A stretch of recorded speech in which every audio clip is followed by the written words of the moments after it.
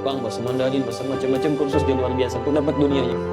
Yang ini kelihatan seperti sederhana, padahal tiap hari diantarkan pakai sepeda untuk menggapai akhirat dia, supaya anak dia belajar Quran, bisa hafal Quran, terus berjuang sampai sebelum meninggal menghadap Allah Subhanahu wa taala. Lalu apa yang terjadi? Orang dunia mendapatkan dunianya, orang akhirat meraih bagiannya.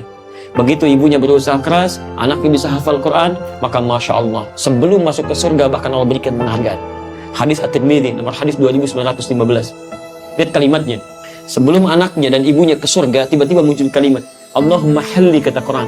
Ya Allah, mohon hiasi penghafal Quran, bedakan dengan yang bukan penghafal. Fayulbasu ilaihi tajul karamah, maka dipakaikan di kepalanya mahkota kehormatan, supaya beda dengan yang bukan penghafal Quran. Maka kalau Anda masih hidup nggak menghafal Quran, Anda rugi. Ayo usahakan. Begitu dikenakan mahkota penghafal Qurannya, tiba-tiba Allah kemudian panggil orang tuanya yang muslim, beriman kepada Allah, juga beramal saleh. Maka anaknya diberikan mahkota lain yang dimintakan dipakaikan langsung di kepala kedua orang tuanya. Yang sinarnya, kata Nabi, lebih terang dibandingkan sinar yang masuk ke dalam perut seseorang. Demi Allah saya katakan ya, saat orang tua yang lain, ada orang tua yang ayahnya sudah meninggal, ada yang single parent, dia berusaha mendidik anaknya dengan baik supaya jadi penghafal Quran. Saya ingin tanya, Anda berada di mana? Jangan-jangan Anda masih terlibat dalam perlombaan dunia. Ada nilainya. Karena cuma berlomba dunia, Masya Allah, jangankan Anda, non-muslim mungkin lebih hebat dibandingkan Anda. Anak Anda juara matematika, anak mereka juara olimpiade. Dan semua itu nggak akan bernilai, masuk ke alam kubur nggak akan dituliskan. Demi Allah saya katakan ya, silakan Anda cari uang sebanyak-banyaknya. Silakan, lalu Anda bandingkan. Ketika anak Anda usia 2 tahun, sudah mulai menghafal Quran, baru hafal Qul Huwallah aja, 2 tahun.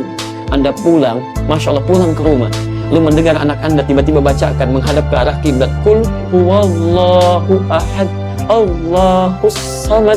Demi Allah saya katakan, Anda akan mendapatkan kebahagiaan tak ternilai dibandingkan uang yang tumpukannya telah Anda lihat setan. Mustahil. Apalagi sudah mulai menghafal Quran, itu luar biasa. Gak ada keindahan tak terlukiskan. Gak terlukiskan. Ayo cuma mulai. Ibu lain sudah memulai, masa Anda belum mulai juga? Imam Syafi'i itu kan bapaknya meninggal, ibunya yang gendong beliau dari Gaza. Gaza itu di Palestina yang sekarang banyak diblokade darat, laut, udara. Itu digendong tuh dari Gaza ke Mekah, tawaf di sekitaran Ka'bah, disimpan di halaqah para ulama sampai dengan meninggalnya. Kalau sekarang Imam Syafi'i masih namanya harum sekarang, Masya Allah. Kemudian juga kitabnya ada, mazhabnya ada. Demi Allah, itu perjuangan ibunya. Dulu belum ada sepeda, belum ada motor, belum ada mobil, belum ada pesawat, bisa jalan kaki dari Gaza ke Mekah. Yang kalau menggunakan bis saja sehari 2 malam jalan kaki. Anda fasilitas ada, segalanya mudah. Masa tidak bisa mendidik anak dengan baik? Coba lihat dong. Nanti kalau orang tuanya meninggal, anaknya yang teruskan, itu yang berbagi pahala di situ sepanjang masih hidup. Itu yang dibagikan. Mulai. Ya, mulai kan. Ini indah. Jadi begitu masuk ke dalam surga, Insya Allah. Saya pernah di Jakarta itu ada sekolah internasional. Ini kisah nyata tentang Umar namanya. Umar itu anak orang sibuk, bapaknya sibuk, ibunya juga luar biasa. Tapi kesibukan bapaknya sampai tidak bisa mengantarkan anaknya ke sekolah, ibunya terus. Sampai Father Day, hari ayah itu nggak bisa datang juga. Orang lain bapaknya datang, dia ibunya. Sampai muncullah masalah di rumah tangga. Lihat cara Allah menghadirkan kebaikan lewat masalah. Istrinya mulai gerah, sampai mengatakan singkatnya, kalau kamu nggak datang nih, sesi yang Father Day nanti, kita di rumah tangga pasti ada masalah serius. Kata suaminya, oke saya datang. Maka diantarkan oleh suaminya, bapaknya, Umar kecil ini. Sampai di sekolah, ternyata di situ ada pentas macam-macam. Bapaknya pun saking nggak maunya gitu kan, malasnya duduk paling belakang. Dia.